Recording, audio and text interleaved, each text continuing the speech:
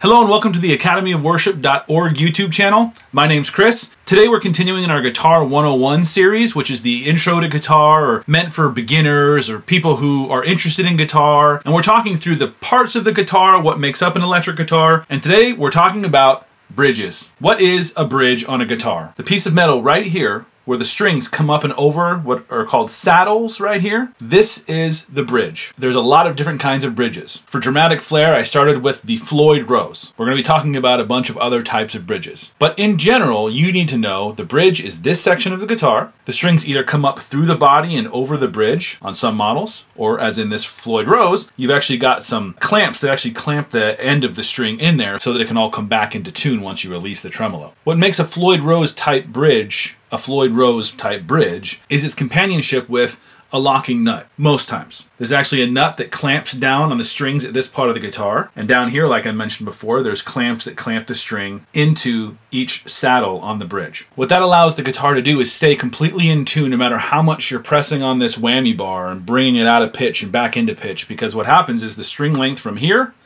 to here stays exactly the same. Now, Floyd Rose bridges and setups aren't that common in worship music. Because we're covering all electric guitars, I thought I'd throw it in there. Of course, you see these types of bridges in metal, a lot of early 80s rock and roll and metal. It's a good one to know about.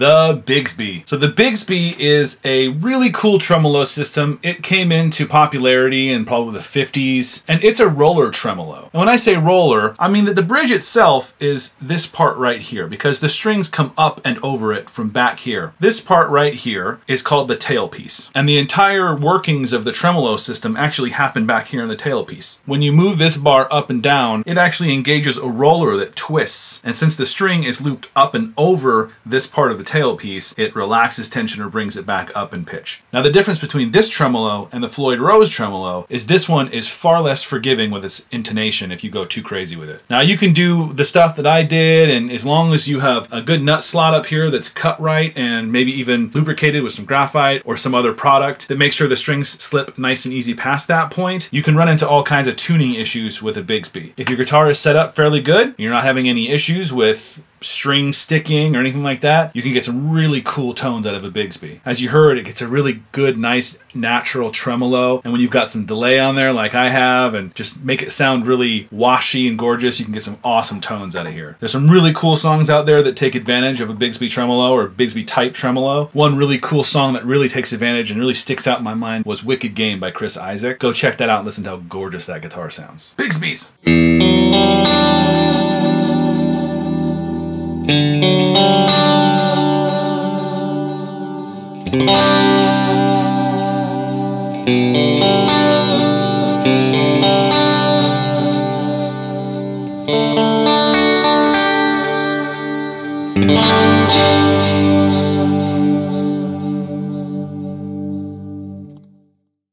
This is a Strat style guitar.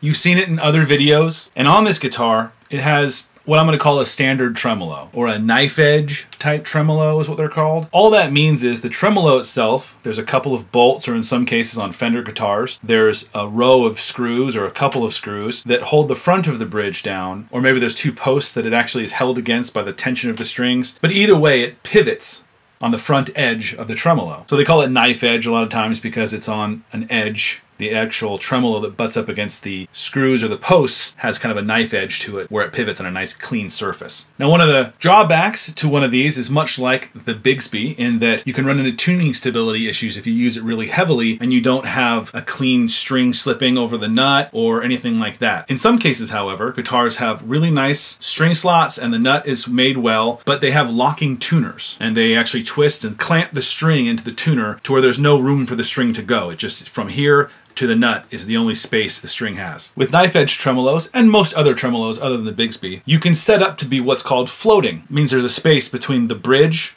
and the body to where it's actually floating just above the body. And what that allows you to do is pull back on the bar and have your pitch of your strings go up. In some cases, on some Floyd Rose models, they actually have a recessed cavity behind it to where you can go way up in pitch. Now, it depends on what kind of guitar player you are and what you want to do with your tremolo. If your bridge is set up floating, then you have that capability to go up and down in pitch. In the case of this guitar, I have it up against the body. I can't pull it up, but I can go down. One thing to keep in mind if you do have a floating tremolo or a floating bridge is that the string tension can get really messed up if a string breaks. So if a string breaks, all of a sudden the tension is less on the bridge, and if it's floating, it'll want to pivot back toward the body of the guitar. And that in turn brings all of your strings out of tune. One of the benefits of having a floating bridge is you can go up in pitch, but one of the downfalls is if a string breaks, your guitar is going to be pretty out of tune. So again, it just depends on what you like. Strats!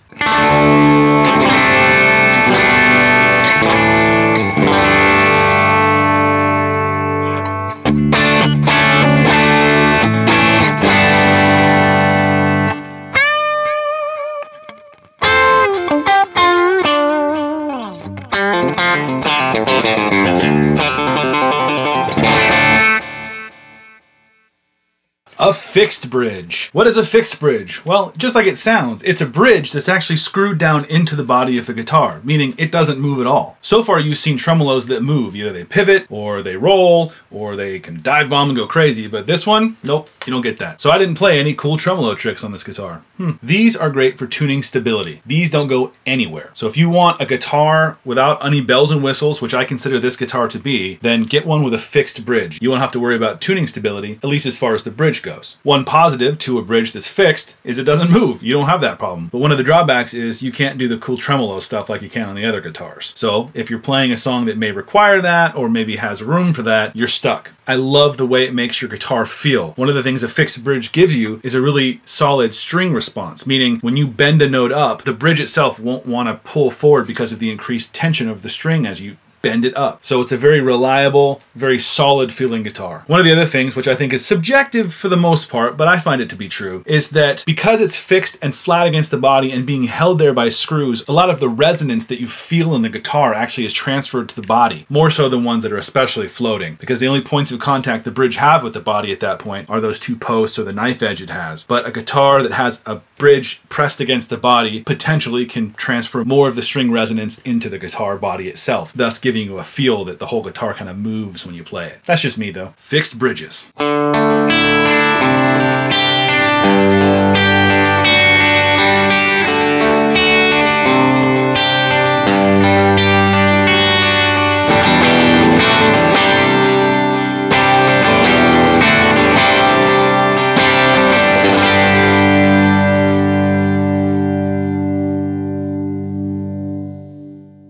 Tune-o-matic bridges. These are a type of fixed bridge. These are interesting. In fact, the Bigsby has one of these as well, in combination with a tailpiece that's the tremolo. So we covered kind of two on that one, I guess. The tune-o-matic bridge has a piece here that the strings come up and over, but they also have this tail piece, again, in conjunction with this that hold the string in. So the string comes through this part, goes up and over the bridge, and then on to the guitar. There's not a whole lot of specifics to say about these because a bridge serves kind of the same purpose no matter what guitar it's on, which is it's a place for the strings to make contact down here. But the guitars that have tune-o-matic bridges do feel different when you play them. Your hand rests in a different place. It feels a little bit different. A lot of Gibsons have them. They're big on semi-hollow or hollow body electric guitars like my Gretsch. A tune-o-matic bridge is a bridge of two pieces, a tailpiece and the part that the strings come up and over. Tune-o-matic. So there you have it. Bridges. That's not every bridge in existence. There are other types of bridges. For instance, one that I've seen a little bit more of nowadays is called the Evertune bridge. That bridge is a game changer. It's a bridge that actually keeps the tension of each string very precisely. Thus, the tension never changes, thus the note never changes. Even if you bend it, it can stay exactly the same. Those guitars are said to stay in tune for weeks and months without ever needing to touch a tuning peg. They're pretty amazing. You should Google around and check them out. Most bridges are variations on a theme. They either pivot or roll or just stay fixed or some variation therein. They don't really change that much. They can be made out of different materials,